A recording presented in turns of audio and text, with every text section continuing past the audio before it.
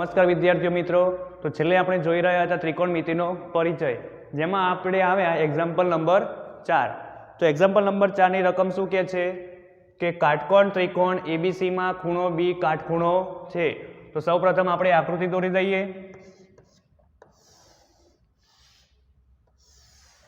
શું કીધું છે? કાટકોણ ત્રિકોણ એબીસી માં ખૂણો બી કાટખૂણો છે. તો અહીંયા આપણે નામ આપી દઈએ એ, બી અને સી. ખૂણો બી કેવો આપેલો છે? કાટખૂણો. કાટખૂણો આપેલો છે. જો tan a બરાબર 1 હોય, અહીં જો tan a બરાબર 1 હોય તો ચકાસો કે 2 sin a cos a બરાબર 1.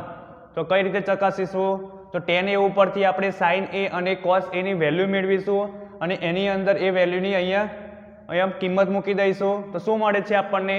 1 મળે છે કે નહીં એ તપાસવાનું છે આપણે. તો જોઈએ તો અહીંયા કયો ખૂણો આપેલો છે?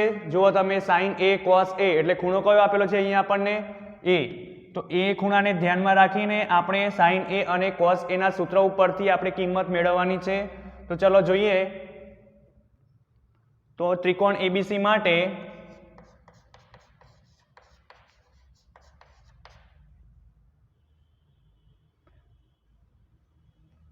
આ ત્રિકોણ એબીસી માટે છે. ઓકે, હવે જોઈએ અહીં શું આપેલું છે? tan a બરાબર 1 આપેલું છે. બરાબર છે. તો શું કહેવાશે? tan a બરાબર 1 એટલે તમને ખબર છે, tan a બરાબર 1 એટલે કે tan નું સૂત્ર તમને ખબર છે, સામેની બાજુ ભાગ્યા પાસેની બાજુ.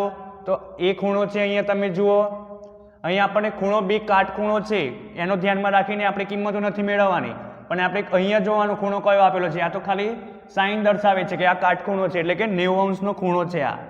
બરાબર છે. આપણે ધ્યાનમાં કયો ખૂણો લેવાનો? આ ધ્યાનમાં લેવાનો ખૂણો. તો અહીંયા 2 sin a cos a માટે કીધું છે, તો એ ખૂણો અહીંયા દોરીશું. પછી શું કરશું આપણે? અહીં tan a બરાબર 1 આપણને આપેલું છે, તો એ તમને ખબર છે કે tan a નું સૂત્ર શું થશે? સામેની બાજુ ભાગ્યા પાસેની બાજુ. એટલે શું થશે? tan a બરાબર સામેની બાજુ કઈ છે? BC ભાગ્યા પાસેની બાજુ કઈ થશે? AB બરાબર 1. ઓકે, તો આના બરાબર શું લખાય? BC is equal two AB લખાય. AB અહીં જતું રહે એટલે. પછી આપણે શું કરીશું કે જો કોઈ ધન સંખ્યા k માટે, જો કોઈ ધન સંખ્યા k માટે શું લખાશે?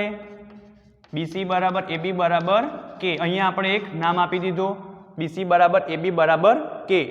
એટલે કે શું થશે? BC ની વેલ્યુ પણ k થશે અને AB ની વેલ્યુ પણ કેવી થશે? k થશે. હવે શોધવાનું શું છે આપણે? આ બાકી રહ્યું. તો આ કઈ રીતે શોધશું? તો પાયથાગોરસનો પ્રમેયનો ઉપયોગ કરીશું આપણે. તો પાયથાગોરસનો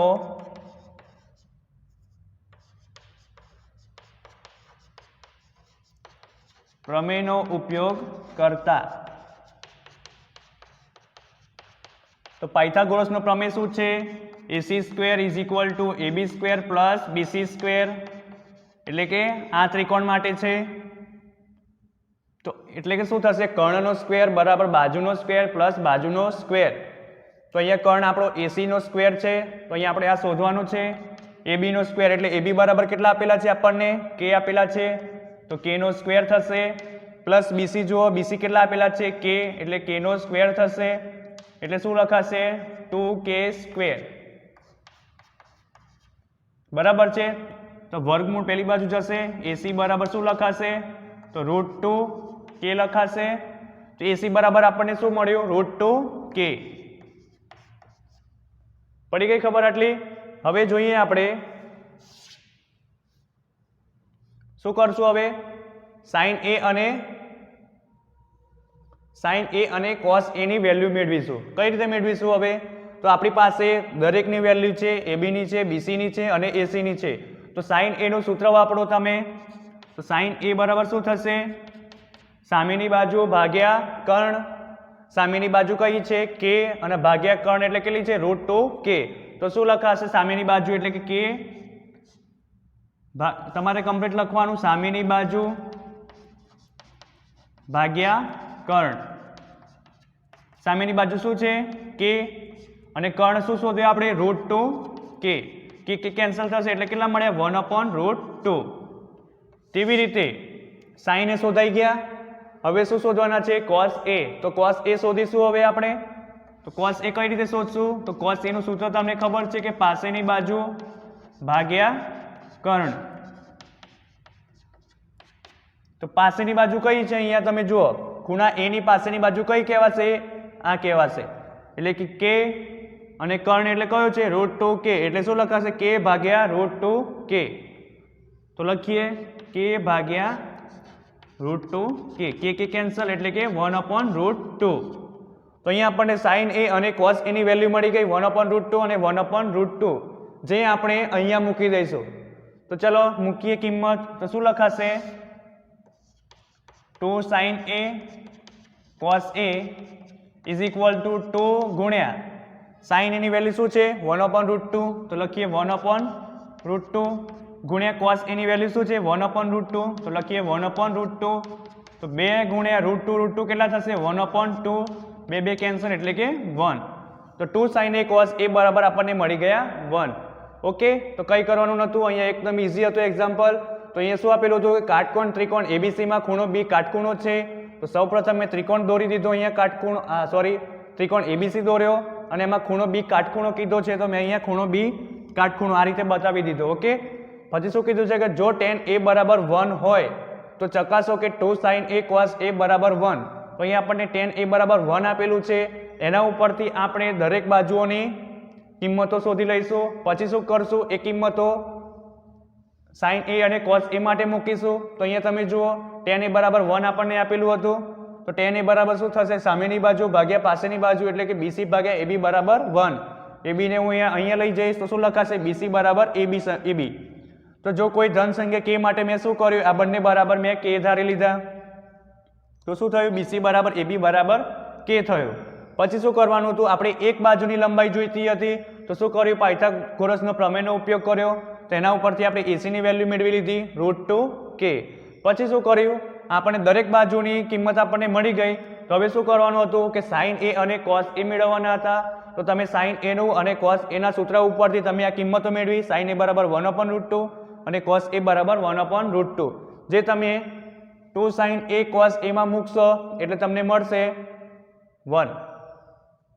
અહીં આપણે સાબિત કરી દીધું કે 2 sin a cos a બરાબર 1 થશે. હવે જોઈએ આપણે એક્ઝામ્પલ નંબર 5.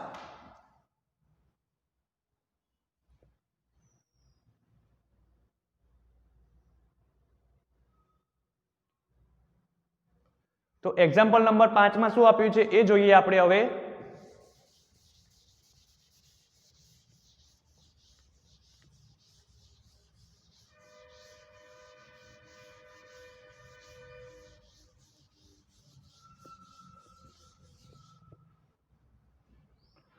તો અહીંયા શું આપ્યું છે ઉદાહરણ નંબર 5 માં કે ત્રિકોણ OPQ માં P કાટખૂણો છે.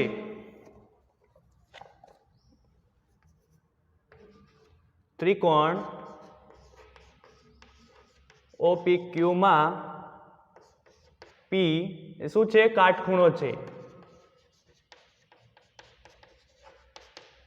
OP બરાબર 7 સેન્ટીમીટર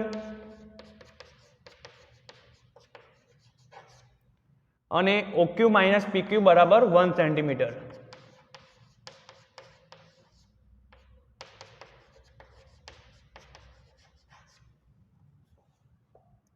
તો sin Q અને cos Q નું મૂલ્ય શોધો.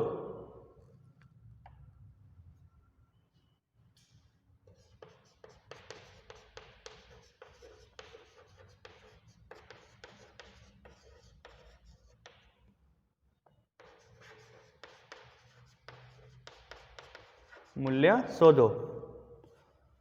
તો તમે આકૃતિ અહીં આપેલી છે આપણને. શું કરવાનું છે કે OPQ માં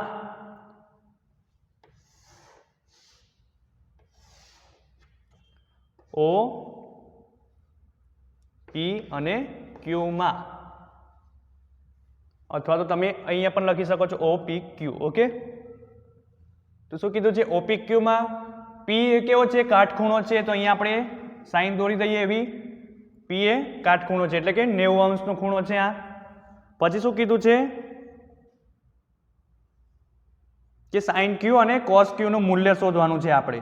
શું શોધવાનું છે કે સાઇન ક્યુ અને કોસ ક્યુનું. અને આપણને પહેલાં સૌપ્રથમ શું આપેલું છે કે ઓપી બરાબર 7 સેન્ટીમીટર. તો લખી દઈએ ઓપી બરાબર 7 સેન્ટીમીટર અને ઓક્યુ માઇનસ પીક્યુ બરાબર 1 આપેલા છે આપણને. તો અહીંયા તમે જુઓ તો શું કરશો હવે, અહીંયા લખવાનું કે ત્રિકોણ OPQમાં.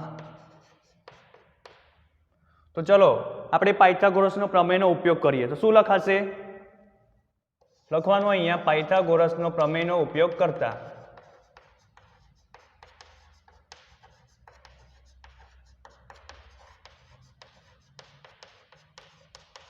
કેમ મેં પાયથાગોરસનો પ્રમેયનો ઉપયોગ કર્યો?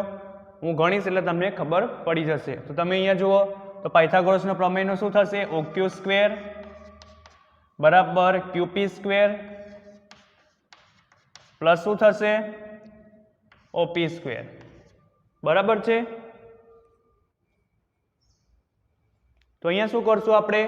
તો અહીંયા આપણને શું આપેલું છે કે OQ માઇનસ PQ બરાબર 1 અને અહીંયા આપણી પાસે OQ નો સ્ક્વેર છે. તો અહીંયા તમે જુઓ OQ માઇનસ PQ બરાબર 1 છે. તો OQ ને તમે કરતા કરો તો શું લખાશે? OQ બરાબર 1 પ્લસ PQ લખાશે. તો શું કરશું? આ જે વેલ્યુ છે આપણે અહીંયા મૂકી દઈશું OQ માં. તો શું લખાશે? 1 પ્લસ PQ નો square is equal to QP square. OP square તો આપણને આપેલો છે 7 સેન્ટીમીટર એટલે કે 7 નો વર્ગ. તો શું કરશો? અહીંયા a પ્લસ b નો સ્ક્વેર આપણને ખબર છે, સૂત્રનો ઉપયોગ કરશું. તો શું લખાશે? a square plus 2ab plus b square એટલે કે a સ્ક્વેર એટલે અહીંયા આપણો a છે અને આ b છે. તો a પ્લસ b નો સ્ક્વેરનું સૂત્ર વાપરવાનું છે. તો શું થશે? a સ્ક્વેર એટલે કે 1 નો સ્ક્વેર એટલે કે 1 મળશે પ્લસ 2ab એટલે કે 2 a બરાબર 1 છે અને b બરાબર શું છે? PQ છે પ્લસ b સ્ક્વેર એટલે b શું છે? PQ છે. તો PQ નો સ્ક્વેર થશે is equal to QP square plus 7 નો સ્ક્વેર એટલે કેટલો થશે? 49. હવે શું કરશું? જો 1 plus 2PQ plus PQ square is equal to QP square plus 49. તો તમે અહીંયા જુઓ PQ સ્ક્વેર કેવા છે? સરખા છે. એટલે કે તમે જુઓ PQ સ્ક્વેર કેવા ઉડી જશે. જો કઈ રીતે? 1 પ્લસ આ બાજુ લાવી દઈએ બધું તો 2PQ માઇનસ આ બાજુ આવશે એટલે 49 થશે બરાબર શું થશે? Sorry plus PQ square minus QP square. જો QP હોય તો PQ પણ લખી શકાય અને તો PQ square is equal two કેટલા? 0. તો PQ એટલે ઉડી જશે કારણ કે પ્લસ માઇનસ છે. તો શું લખાશે? હવે 49 માંથી 1 બાદ કરો એટલે કેટલા મળશે તમને? 48. એટલે શું લખાશે? 2PQ અને માઇનસ મોટી સંખ્યાની આગળ છે તો શું લખાશે? માઇનસ 48 લખાશે ઇઝ ઇક્વલ ટુ 0. તો શું થશે? PQ બરાબર 2PQ બરાબર 48 પેલી બાજુ લઈ જઈએ પછી PQ બરાબર 48 ભાગ્યા 2 કરશું એટલે કેટલા મળશે? 24 સેન્ટીમીટર. કેટલા મળ્યા? 24 સેન્ટીમીટર. તો અહીંયા કેટલા મળે? આપણે લખી દઈએ PQ બરાબર 24 સેન્ટીમીટર મળે. તો હવે જોઈએ છે શું? QO બરાબર છે. તો અહીંયા આપણને PQ છે આપણી પાસે અને OP છે. તો તમે અહીંયા જુઓ જોઈએ છે શું? OQ જોઈએ છે તો OQ આના ઉપરથી મળી જશે આપણને. OQ બરાબર 1 પ્લસ PQ થશે. તો જોઈએ OQ અહીંયા આપણને આપેલું છે કે OQ માઇનસ PQ બરાબર 1. તો અહીંયા OQ ને કરતા કરીએ કારણ કે આપણે OQ જોઈએ છે એટલે શું લખાશે? 1 પ્લસ PQ. 1 પ્લસ PQ એટલે PQ આપણે હમણાં શોધ્યા. કેટલા શોધ્યા? 24 સેન્ટીમીટર. તો અહીંયા લખીએ 24. તો OQ બરાબર શું થશે? 25. તો અહીંયા આપણને OQ પણ મળી ગયા. કેટલા મળ્યા? 25 સેમી. હવે શું કરવાનું હતું આપણે કે સાઇન Q અને કોસ Q. તો અહીંયા ખૂણો કયો બને છે? Q નો. તો આપણે ક્યાં દોડીશું? અહીંયા ખૂણો Q અને એની માટે આપણે સાઇન અને કોસનું સૂત્ર વાપરીશું. તો આને ધ્યાનમાં રાખીને તમે સાઇનનું સૂત્ર શું થશે?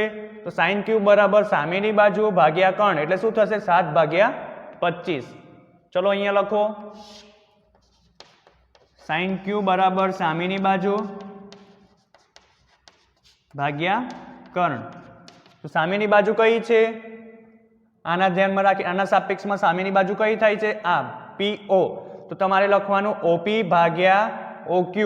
તો શું થશે? 7/25 થશે. બરાબર છે. હવે તેવી રીતે શેના માટે જોવાનું છે? આપણે sin Q શોધાઈ ગયા. હવે શોધવાના છે cos Q. તો ચલો cos Q શોધીએ હવે. તો cos Q બરાબર શું થશે? પાસેની બાજુ ભાગ્યા કર્ણ. તો ખૂણા Q ના ધ્યાનમાં રાખીને તમે જુઓ કે પાસેની બાજુ કઈ છે અને કર્ણ કયો છે. તો અહીંયા તમે જુઓ પાસેની બાજુ કઈ થશે? આ PQ અને કર્ણ કયો છે? OQ. તો શું લખાશે? PQ ભાગ્યા OQ. તો શું થશે? 24 સેન્ટીમીટર ભાગ્યા 25 સેન્ટીમીટર.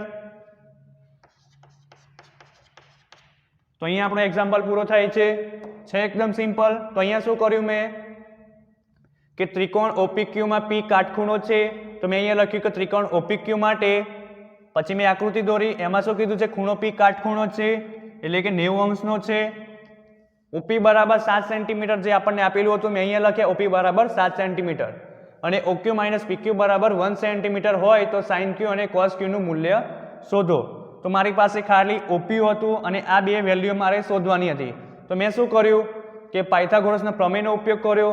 તો પાયથાગોરસના પ્રમેયનું આ થશે OQ² બરાબર PQ² પ્લસ OP². તો અહીંયા મેં શું કર્યું? OQ બરાબર આપણી પાસે હતું તો OQ ને મેં કરતા કરી દીધા. તો શું મળ્યું મને? OQ બરાબર 1 પ્લસ PQ. તો જે વેલ્યુ મેં અહીંયા મૂકી તો શું થશે? PQ કેન્સલ થઈ જશે. તમે અહીંયા જુઓ PQ કેન્સલ થઈ જશે. તો મને શું મળ્યું? PQ બરાબર 24 સેન્ટીમીટર મળ્યા, જે મેં અહીંયા લખ્યા PQ બરાબર 24 સેન્ટીમીટર. હવે આ શોધવાની હતી મારે OQ બરાબર છે. તો OQ મેં કઈ રીતે શોધ્યા? તો અહીંયા આપણી પાસે હતું OQ બરાબર 1 પ્લસ PQ. તો PQ ની મેં કિંમત મૂકી દીધી 24 સેન્ટીમીટર. તો શું મળ્યા મને? 25 મળી ગયા. તો મને દરેક બાજુની લંબાઈ મળી ગઈ. તો હવે શોધવાનું શું હતું? sin Q અને cos Q. તો અહીંયા ખૂણો Q લેવાનો હતો આપણે. તો ખૂણો Q લીધો અને એના ધ્યાનમાં sin અને cos નો સૂત્રનો ઉપયોગ કર્યો અને કિંમત મેળવી. જુઓ sin Q બરાબર સામેની બાજુ ભાગ્યા કર્ણ અને cos Q માટે પાસેની બાજુ ભાગ્યા કર્ણ. બરાબર છે. તો આપણે અહીં સુધી રાખીએ છીએ અને હવે આપણે નેક્સ્ટ લેક્ચરમાં સ્વાધ્યાય 8.1 જોઈશું.